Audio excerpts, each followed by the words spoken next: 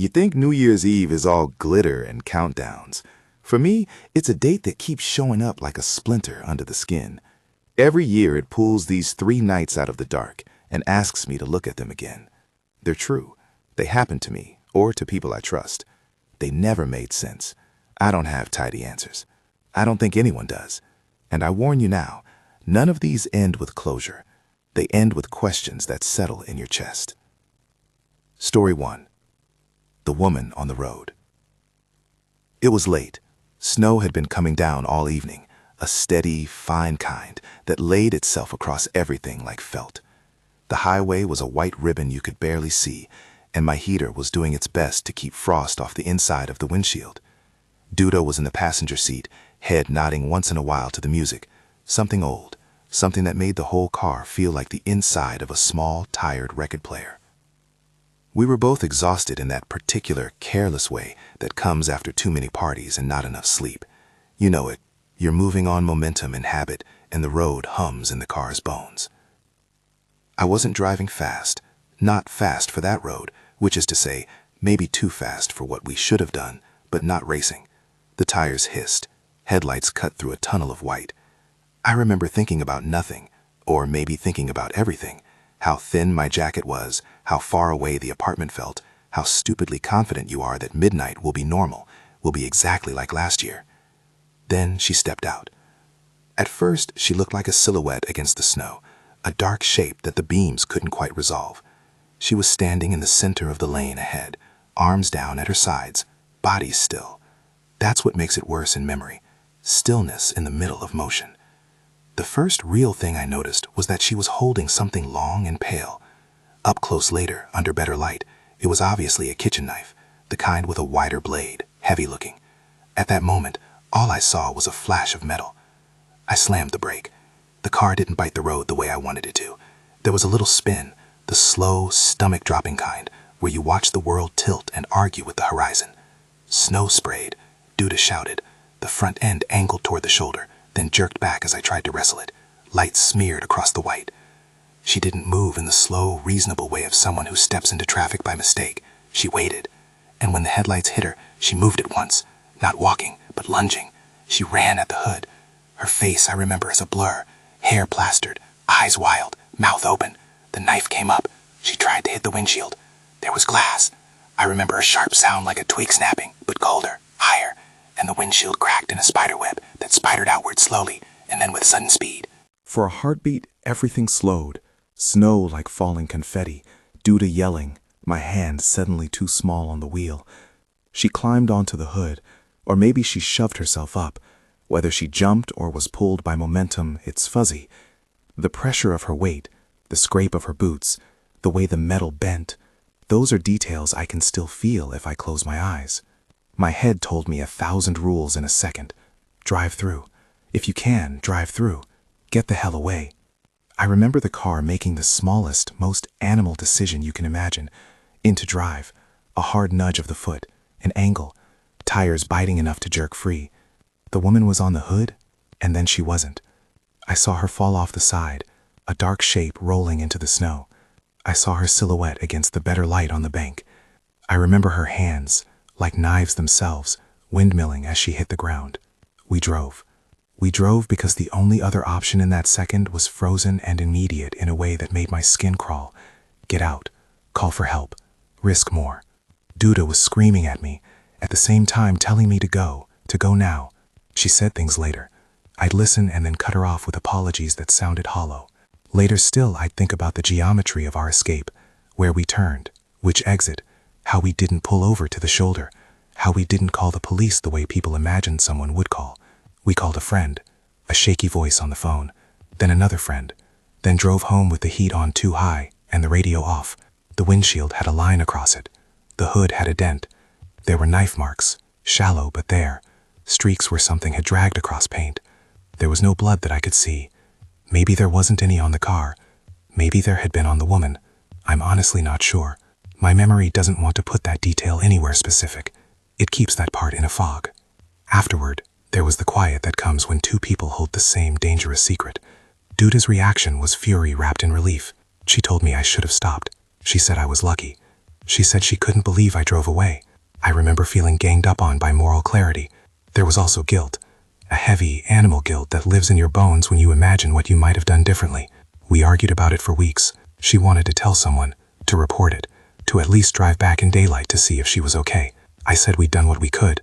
I said what we both were thinking but too frightened to name, that stopping might have done far worse, that the woman might have been dangerous, that we didn't know. The friction between us turned and burned, small things catching like sparks.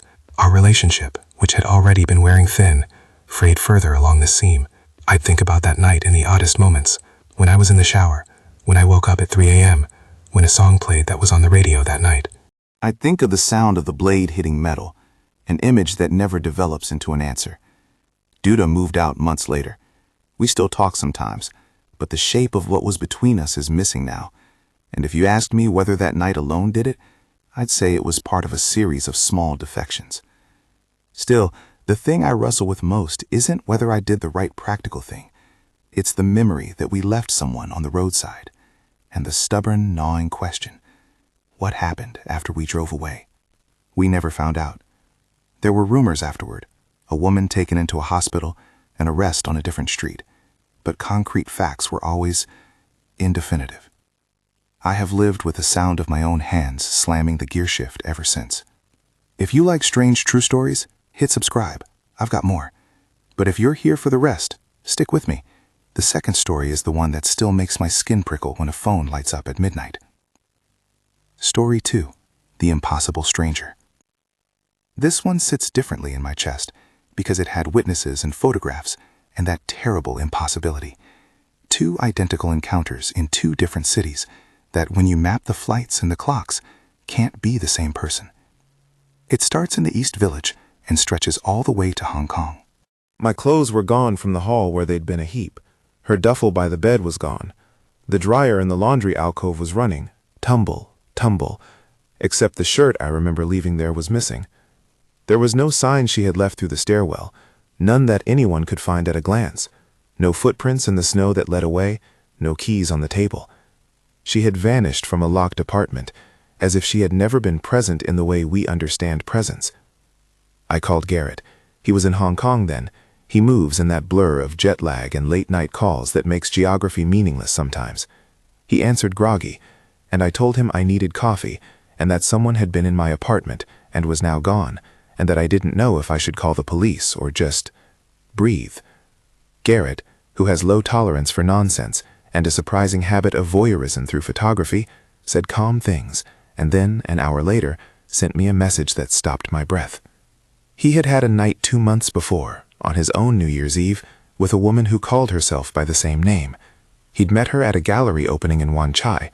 She had paint on her fingers. She told him she had a cat. Her birthday was April 28th. He sent a photograph, an innocuous selfie really, the kind you take at 2 in the morning, when the city's noise is softer. The face in his photo matched the face that morning in my sunlight. Not like a resemblance, but the same fingerprint of cheekbone, the same tilt in the mouth. It was not just similar. The photos lined up in a way that refused easy explanation. We started mapping times. Hong Kong is 12 hours ahead of New York in winter, which matters in the geometry of impossibility. Garrett's timestamp put him in the gallery at a moment that overlapped precisely with the time I remember walking out onto that balcony with a cigarette and him not being there. There's no elegant way to make the 2 nights align. Flights take time. Airports are physical spaces that insist on slow progress. The woman couldn't have been both in a Brooklyn apartment and a Wan Chai gallery in a single evening, unless you wanted to invent magic or impossible loopholes. There were more details that weighed on us. The cat's name Garrett remembered was the same as mine, silly, small, like a private joke repeated. She had an art school story that mirrored stray facts I'd gleaned from her offhand remarks. When Garrett sent the photo, the hairs on my arms rose like a single organism. We called each other and compared notes in a small, ridiculous, feverish way that included running the dates, checking social media, looking for any sign of a curated online life that might reconcile the halves. There was nothing. No profile that corroborated, no friends who knew an April 28 artist with a cat. I tried to go back to her building with the phone in my hand, to ring the bell, to talk to the doorman, to peer into every apartment. The mailbox had nothing. The building manager said they'd had a woman on their roster briefly, but that records were thin, and besides, it was New Year's. Things get messy. I checked the dryer like someone looking for a clue in a magician's hat. Clothes, where do they go? I called around to shelters and hospitals, which felt grotesque even as I did it. like you were scouring misfortune for your own satisfaction. There was no report that fit, no missing person that shared basic facts. Garrett contacted his friends in Hong Kong. They did the same. A face and a set of words, echoed in different time zones, left only photos and a cold cognitive dissonance. The aftermath was not dramatic in the way novels like to be. There were no government memos, no viral threats. There were instead the eerie domestic cues that persist in personal memory. An empty dryer that didn't contain what should have been in it. My hoodie, the one I left in the hallway, missing. A photograph of a face that matched a face I'd just woken beneath. The impossible coincidence kept folding over itself. Was it a twin? A lookalike? A hoax? A coincidence so improbable it was almost comforting in its statistical rarity? Or was there something else, something we didn't have language for, that explained how two strangers could meet the same woman, share the same minute facts, and chalk it up to reality? We never found out. Garrett and I would compare the photo to things we found online, to artist portraits, to any stray image that could broaden the search. Nothing. It was like someone had cut a piece out of the world and kept it as a photograph. Every New Year's, when the sky tilts and the city fills with strangers who feel like possibilities, I think about the lock on that apartment door and the empty laundry drum. I lay in bed and imagine equations of travel that don't obey physics. I wonder what it takes for two lives to mirror perfectly enough to produce a shiver still. Story 3. The Light Over the Frozen Lake. This is my father's story, which means it comes to me filtered through the cadence of his voice, the way he always starts and ends sentences, the way he pauses on particular words. He told it once at dinner and again on a slow drive, and each time it sank into me with the weight of the place he was remembering. A remote lodge in Vermont, Route 100 snaking like a white vein through the map, and a lake that looked like a flat piece of steel when you couldn't see the stars. It was some New Year's Eve years ago, long before I was around, and he was staying at a lodge with a friend named Victor. Victor's wife Lisa was there in the lodge proper, making tea, the kind of domestic detail that makes these stories more real.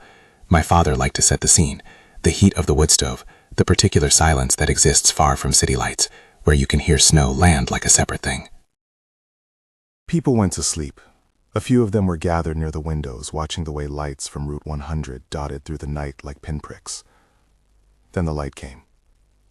Not a glow, not the kind of diffuse halo that an aurora sometimes gives, or headlights refracting through ice. This was a pinpoint brilliance that detonated over the frozen surface and then spread out like a palm. The thing about it was the absence of sound. There was no engine noise, no crackle of thunder, nothing that would peg it to the usual suspects of nature or man. It was a high, clean white that seemed to have a temperature in the eyes. In my father's telling, everything slows down in the next part. He says, "We all saw it." He and Victor bundled up and went out onto the slick of lake ice that was daring to carry the weight of people. They walked as far as they dared, and then the light, impossibly, moved with them. It wasn't a candle. They didn't have a source you could triangulate. It hovered, or it was above them. The language falls away here because there simply isn't a convenient verb that captures a light's intention. Then someone, my father is the one who tells it this way, with his voice softening, called out. It sounded like a child. "Help," the voice said, high and thin and pulled across a distance. It came from the still, blank white of the snow. Victor, in the story, ran toward it. In another recounting, he called back to hold steady. The two of them were on the ice, and they thought they saw something ahead, a small figure, a child-shaped disturbance in the snow, or like a shadow painted over snow.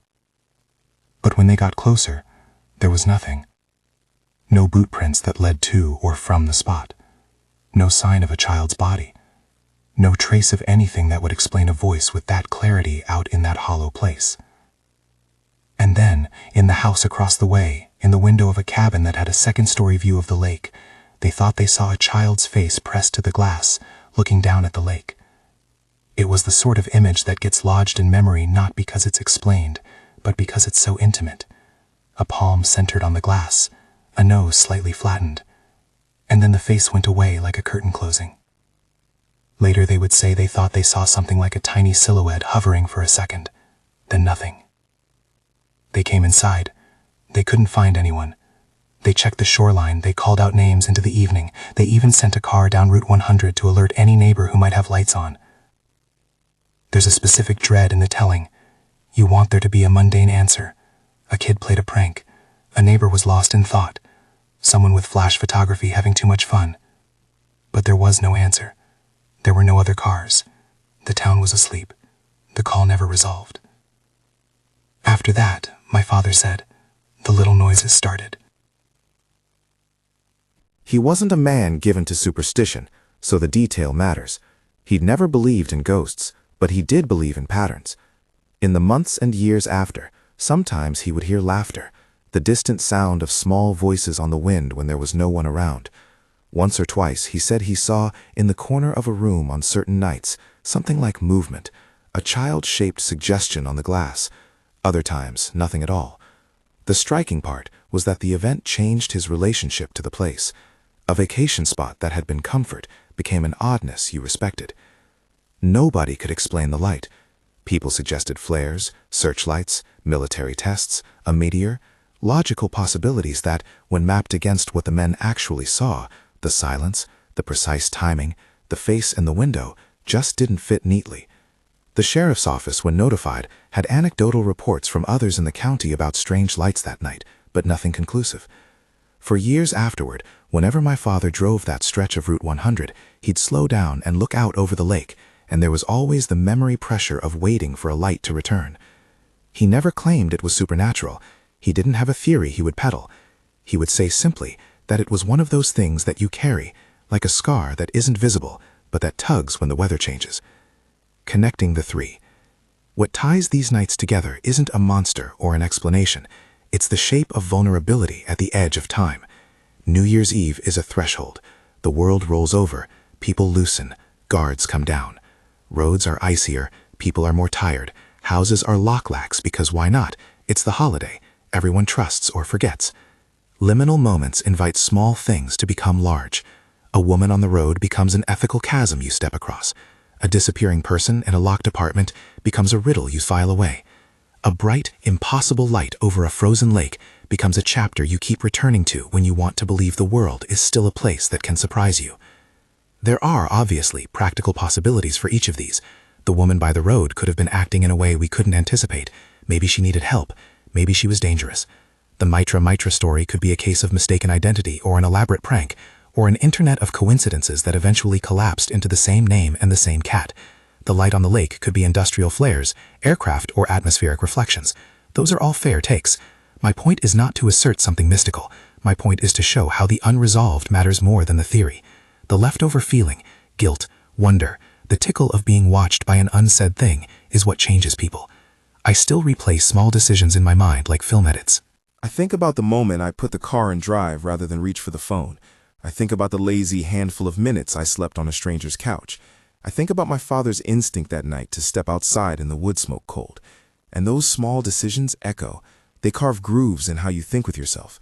I have asked myself simple, ugly questions in the quiet. Did I act selfishly? Was there anything I could have done? Is it cowardice or survival? The answers are not clean. They have edges that cut when you move them around. They also invite a kind of communal responsibility. When Garrett and I compared photographs, or when my father told me what he saw and I sat with the silence, it became a shared burden. Even if we never reach a satisfying explanation, the conversation itself, two friends, a daughter and a father, strangers online, creates a small community of witnesses who hold the memory with you. That matters. It dampens the isolation those nights could have imposed. If you take anything away from these three stories, let it be humility about what we can know. We live in a world where data splinters and memory is fallible. We also live in a world where certain nights thin the skin between what seems normal and what refuses to be explained. New Year's Eve of all nights does that. It invites endings and beginnings, and sometimes, apparently, mysteries. I still see headlights in the snow sometimes. I still check locks a little too carefully after that morning in Williamsburg. I still think about a small face in a distant window when a northern sky goes bright. I don't tell these stories because they're proof of anything other than the fact that weird, unexplainable things happen to ordinary people. I tell them because they sting in my mind, and because maybe someone else out there has a story like this and wants to say it aloud. Have you ever had a night that won't let you forget it? A New Year's Eve that did things to your sense of safety or your sense of the world? Leave it in the comments. Tell us what sticks with you. If you want more stories like these, true, unresolved, a little raw, consider subscribing and hitting the like button. I read everything people leave in the thread, and sometimes, if there's enough interest, I'll try to follow up on threads that feel important. For now, I'll leave you with 3 images to carry: headlights cutting through snow and stopping on a woman's silhouette, a dryer tunneling with one less shirt inside, and a white light blooming over a frozen lake, silent as breath. None of them have the answers you want. They only have the weight of being real. What would you do if you were there?